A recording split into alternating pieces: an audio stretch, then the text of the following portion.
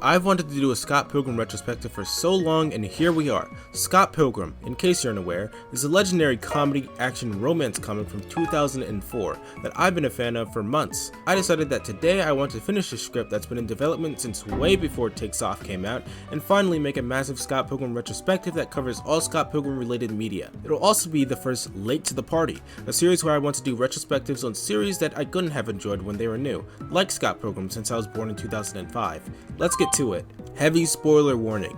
This video is going to have a lot of spoilers for Scott Pilgrim, and I heavily suggest reading the comic and then watching the Netflix series before checking out this video. Scott Pilgrim is best experienced blind due to the interesting twists and turns that it takes, and it's quite short. I've actually completed it in one day when I initially read it, same as the Netflix series, so it wouldn't take much of your time. And now for those who don't care, or those who have already read Scott Pilgrim, let's actually get into the meat of the video. Scott Pilgrim, the comic. Here's where it all started. Scott Pilgrim, the original comic. Back in 2004, the world was graced with one of the best short romantic action comedies ever.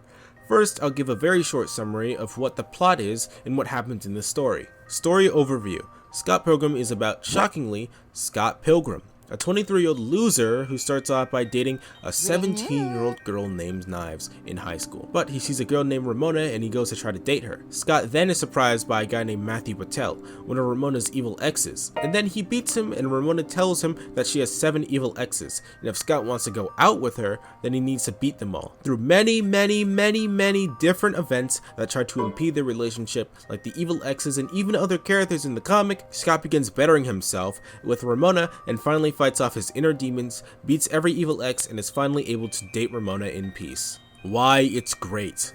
On a surface level, Scott Pilgrim is a funny, usually lighthearted action romance comic that's not only fast-paced, but also filled to the brim with interesting characters like Knives, Wallace, and of course Scott himself. But that's not even the main appeal of this story. The main reason why Scott Pilgrim is such an amazing story is because Scott and Ramona are incredibly flawed bad people. Scott himself dated a minor while dating Ramona, and Ramona drove away every single one of her evil exes in multiple different ways. Despite how horrible these characters are on a moral level, it makes the story feel far more realistic and possibly relatable to some due to the immense flaws of each and every character. Plus, the story still gives time for Ramona and Scott to grow as people thanks to their relationship. It's a masterfully well done mix of action, romance, comedy, quick pace, and realistically written characters that make Scott Pilgrim so beloved, and this is why it stayed popular for nearly 2 decades at this point. Art style. This comic's art style is immediately recognizable, and I've never seen one so unique. It's perfectly simple, and this fun style especially fits the tone of the series overall, adding more to Scott Pilgrim's widespread appeal. It's also so simple that fan art can easily be made of each and every character, which I just think is cool, and it's a clearly unintended positive. Characters. As I said, the characters are realistically flawed but still likable. This isn't more the case in Scott himself, as we see the most negative things about him. In the start, he was willing to cheat on girls because breaking up is hard, he dates a minor because it was easy, and he creeps on Ramona so that he can get a date with her, and he forgets everything bad that he's ever done to not confront it. Sure, he's funny and charmingly dumb at times, but this guy is genuinely terrible, and what's also amazing is that he never becomes good. Sure, by the end, in his down bad arc, he fights with the literal embodiment of all of his wrongdoings, Nega Scott, and finally comes to terms with every bad thing that he's ever done. But that doesn't necessarily make him good. The only real difference made was the fact that he learned that cheating is bad, he has a job, and he has a girlfriend for seemingly forever. He just becomes a bit better, and I feel like this was a perfect way to end it. Same as Ramona. She basically just learns everything that Scott did and is freed from Gideon's control. I think the main character is not really changing much by the end despite everything that happens adds so much to the enjoyment I had reading this comic in the long run, as it stayed realistic. A few big steps, but ultimately not too many in the direction of becoming a better person, as it takes way longer than around the 1 or 2 years that Scott Pilgrim takes place in. Scott Pilgrim vs. the World. Scott Pilgrim had a pretty big movie back in 2010 that I never watched until a few months ago when I began writing this script in like October of 2023. I don't actually have much to say about this one aside from, hey, if you want to watch a super condensed version of the original comic, then here it is. Aside from that, it's literally just a comic in all regards aside from, of course, being in real life. Scott Pilgrim vs. the World, the game, completed edition. Scott Pilgrim vs. the World, the game came out in 2010 and it was weird. Releasing initially on PlayStation and Xbox consoles, it was later delisted by the end of 2014 due to licensing issues, and relisted on all modern consoles in 2021, and well, positives. I want to actually criticize this game as I have a few problems with it, even as a person who doesn't usually like beat 'em ups. Don't worry, they'll be short, and although my criticisms may be unfounded, you can go on ahead and tell me that they are if you think that in the comments. First off, the music. It's amazing.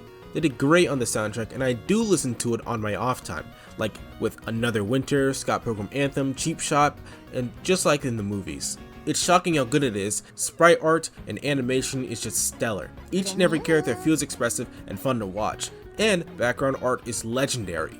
You can say a lot about this game, but the visuals and audio quality are top notch.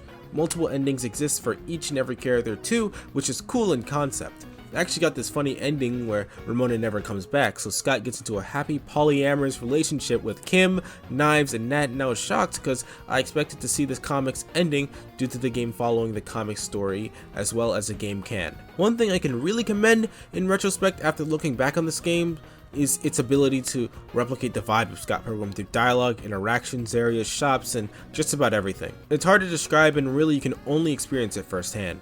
That's about everything positive I have to say about the game after beating it technically a few months ago, as I'm currently rewriting the script to make the video shorter and so it flows better. If you notice though, I haven't brought up any gameplay related things as I feel mixed on the game itself, mostly negative. Unfitting of Scott Pilgrim. This is a very opinionated take, but it doesn't feel like Scott Pilgrim would have a game like this. It's an action comedy romance, and a beat 'em up style to me feels weird, as sure, Scott fights sometimes in the comic, but that's not even partially the main focus of the story. Even if he's beating an evil ex at the end of every chapter, that's not the main point. It feels like they're going for something that felt right as a game Scott would be playing in the background in the comic, but that's just a guess. They had a lot of potential for a more choice-driven Scott Pilgrim game instead, where you are Scott, or an integral element of Scott Pilgrim, like Wallace being missing, or Scott never forgets the bad he's done, or something like that, is changed and you're playing as another character. That could have been very interesting, as the story would be totally switched up from there. Or a more open world Scott Pilgrim game, open world like Yokai Watch 4 maybe, that goes through the original story while introducing new non-canon events to make it more interesting. Sadly, nothing like this happened, and we were left with a sort of okay beat 'em up instead of something more fascinating on both a story and gameplay level.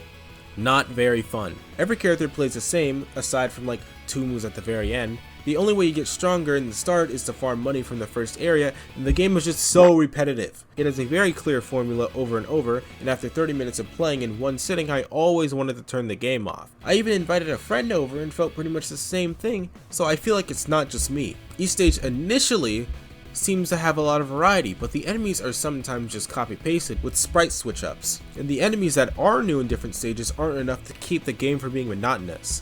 Because of the trite format, small things piss you off easily as well, like how long enemies stun you for, or how you don't get any lives after beating a stage. It just becomes annoying. I could have certainly talked more about this game, and originally I did, but I think that now you get the point. It's just pretty disappointing on a gameplay level, and I think it should have been like Scott Pilgrim Takes Off, where it spices up the story while also having a decision-heavy style of playing, or a more open world game that can be explored. Scott Pilgrim Takes Off. After almost 20 years of just about zero official Scott Pilgrim animated material, we finally got Scott Pilgrim Takes Off, which is surprisingly an anime. Yes, this is actually an anime. The same people who animated Devilman Crybaby animated this, and it shows both in the quality of animation and the beautiful style of lighting on this one. Brian O'Malley also worked on this one, and it really shows with the writing style, but of course, I'm getting a bit ahead of myself. This was absolutely a project worth the wait, and I want to talk to you about how amazing it was to experience. Switch up. Scott Pilgrim's anime switches up the entire plot to a mystery as opposed to the action romance that we all adored from the original comic. In fact, Scott is presumed dead for a majority of the series before anything can really happen, and Ramona is the main character of the whole thing as she keeps searching for who could have possibly kidnapped Scott, as in the end we meet comic Scott, who actually kidnapped Scott. Due to this absurd switch up in plot, we can finally learn more about the evil exes as they slowly begin to just be cool with Ramona as time goes on, which was awesome to watch, and more characterization from them wasn't something that I expected. The animation. As expected from the people who made Devilman Crybaby, the animation is top notch. It's been a long time since I've even seen an animated movie as fluidly animated as the fight between Lucas and the paparazzi ninjas, or Matthew and Gideon's first fight, or the most obvious example, Roxy's and Ramona's fight. The art style works very well as it feels like it's being pushed to its absolute limit with a godlike perspective work, in-betweens, and effects added. Even if you somehow didn't like the direction of the show, or if you're not a Scott Pilgrim fan, there's no way that this legendary work of animation in all scenes, fights, and even idle moments can go unignored or be dismissed. Characters. I feel like this took a more lax approach to Scott Pilgrim's character writing. They're still funny and they all feel like themselves, and although it has its serious moments like during Roxy and Ramona's fight as Roxy's getting mad at Ramona for wronging her, this anime overall feels less serious than its source material. I don't think this is a negative though, as I see the slightly more uplifting tone as an addition to this complete retake of Scott Pilgrim. And even its non-focus on Scott allows for more goofy scenes with side characters, which are always appreciated by me. Conclusion. Scott Pilgrim is a great series on all fronts, aside from the game.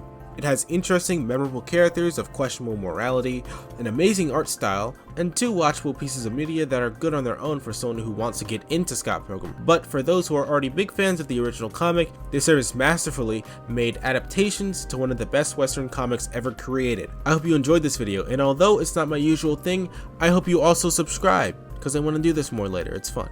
Goodbye.